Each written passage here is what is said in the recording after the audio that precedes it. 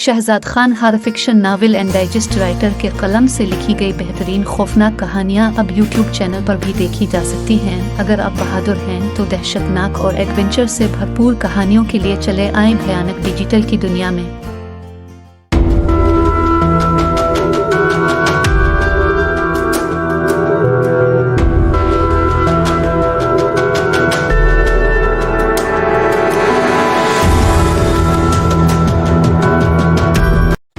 औरत का गर्दन तक कटा हुआ सर उड़ता फिर रहा था और इसके मुंह से मुसलसल हंसी की आवाज़ें निकल रही थी। इसके ताज़ा खून के कतरे हाल के फर्श पर मुसलसल गिर रहे थे। रगों में खून मुंजमद कर देने वाला मंजर था। ये सितंबर 1972 की एक खुशगवार सुबह थी। मौसम में किसी कदर खुशकी थी। आज मेरी शादी को तीसरा हफ्ता था। शादी के बाद पेश आने वाले मसाइल में से एक सबसे बड़ा मसला एक अच्छे और किराए के लिए सस्ते मकान का हुसूल था, जो कि मेरे लिए अच्छा खासा मसला बनकर रह गया था। दफ्तर के झमेलों से फुरागत के बाद मेरा सारा दिन एक किराए के मकान की तलाश में गुजरता और आखिरकार शाम को थक हार कर वापस होटल में जा घुसता। मेरी बीवी होटल के बदमज़ा और बासी खाने खा कर कई बार दबी दबी ज़बान में मुझे मकान की जल्द अज जल्द तलाश करने और यहाँ से छुटकारा दिलाने के मुतालिक मुझसे इजहार कर चुकी थी। एक रोज़ मेरा गहरा दोस्त रॉबर्ट मुझसे मिलने दफ्तर आया तो बातों बातों में जब उसे पता चला कि मैं एक सस्ते और अच्छे मकान की तलाश में भटक रहा हूँ तो इसने मुझे फ़ौरन एक हवेली का पता थमा दिया और साथ ही मुनासिब किराया और अच्छी लोकेशन के मुतालिक बताया। साथ ही इसने एक बात की तरफ दबी दबी ज़बान में इशारा किया कि इर्द गिर्द के लोगों ने इस हवेली को आसेब ज़दा मशहूर कर रखा है। अगर तुम्हारा दिल माने तो इस हवेली में जा बसो, अगर ना माने तो अपनी तलाश जारी रखो। शायद इस महंगाई के दौर में तुम्हें भूले भटके से कोई सस्ता सा मकान मिल जाए।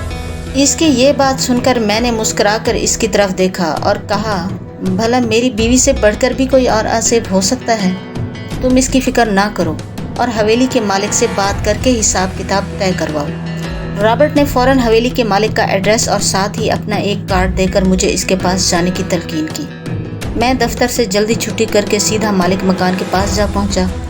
मेरे इस्तफसार पर उसने मुझे यूं ऊपर से नीचे देखा जैसे कसाई बकरे को खरीदते हुए देखता है और कहने लगा, क्या तुम्हें मालूम है कि लोगों ने इस हवेली को आसेब ज़दा मशहूर कर रखा है, जिसकी वजह से आज तक वो हवेली खाली पड़ी है और कोई शख्स दिन के वक्त भी इस हवेली के पास से नहीं गुजरता। अगर कल को तुम्हारा कोई नुकसान हो जाए तो इसकी जिम्मेदारी मुझ पर आयद ना करना। लेकिन इसकी बात के बावजूद मैं अपनी ज़िद पर अड़ा रहा और बिल आखिर शाम को हवेली की चाबी लेकर घर वापस लौटा। हवेली शहर से निस्बतन दूर थी। इसके चारों तरफ खेत फैले हुए थे। सामने के रुख एक बाग था जो कभी रंग बिरंगे फूलों और दरख्तों से भरा हुआ था। मेरी बीवी तो इस हवेली को बाहर से देखकर ही सहम गई और मुझे वापस होटल चलने के लिए कहा।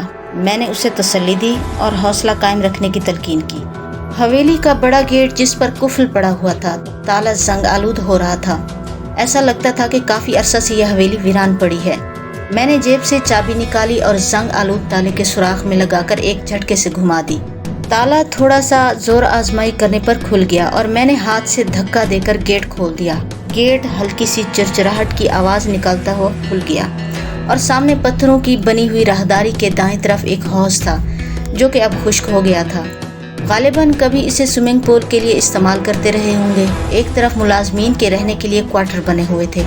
हवेली के अंदर सुर्ख रंग का एक बरामदा था जिसमें संगे मरमर की सुर्ख ईंटें लगी हुई थी। फर्श बड़ी बड़ी टाइलों से मुज़य्यन था।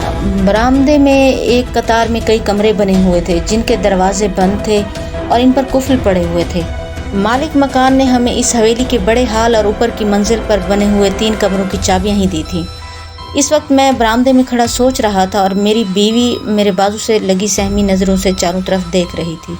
मैंने हवेली के अंदर बने हुए हाल का दरवाज़ा खोला और दरवाज़ा खोलते ही एक बदबूदार हवा का झोंका मेरी नाक से टकराया और साथ ही 10-12 बड़ी बड़ी चमगादड़ें शोर मचाती अपने बड़े बड़े पर फैलाती हमारे सरों के ऊपर से गुजरते हुए बाहर फिजा में गुम हो गई। इस अचानक उफ्ताद पर मेरे मुंह से एक चीख निकल गई और दूसरी चीख मेरी बीवी की थी। बाद में जब असल वाक़या का पता चला तो मैंने शर्मिंदा होकर अपनी बीवी की तरफ देखा जो घबराई हुई नज़रों से मेरी तरफ देख रही थी। मैंने उसे हौसला दिया और हंसकर कहने लगा, घबराओ नहीं, ये चमगादड़ नहीं थी। डरने की ज़रूरत नहीं है। आओ अंदर चलकर हवेली के दूसरे कमरे में देखें। और साथ ही सफाई वगैरह का काम भी निपटाएं, ताकि बाद में फारिग होकर कुछ खाने पीने का बंदोबस्त भी करना होगा। मेरी बीवी तो यहाँ 1 मिनट ठहरने के लिए भी तैयार ना थी, मगर बार बार हौसला दिलाने से खामोश हो गई। इसका चूँकि इस किस्म के हालात से कभी वास्ता न पड़ा था और ना ही कभी सरे राह किसी जिन भूत से मुलाकात हुई थी।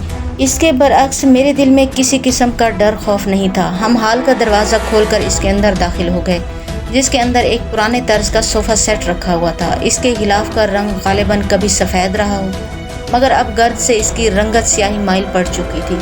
खाने की एक बड़ी सी मेज़ और इसके इर्द गिर्द लगी हुई 8 अदद कुर्सियाँ कोने में एक तरफ रखी थी और इसके सामने के रुख पर एक बारीक झालरदार पर्दा लटका हुआ था।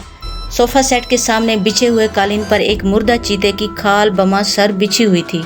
एक तरफ तपाई पर एक डेकोरेशन पीस जिसमें एक न्योला और सांप आपस में अजली जंग लड़ते हुए दिखाई दे रहे थे कि हमें ऊपर की मंजिल पर किसी के कदमों के चलने की आवाज़ सुनाई दी। मेरी बीवी ने घबरा कर ऊपर की तरफ देखा और मुझे बाहर की जानिब धकेलने लगी। वो खौफजदा नजर आ रही थी।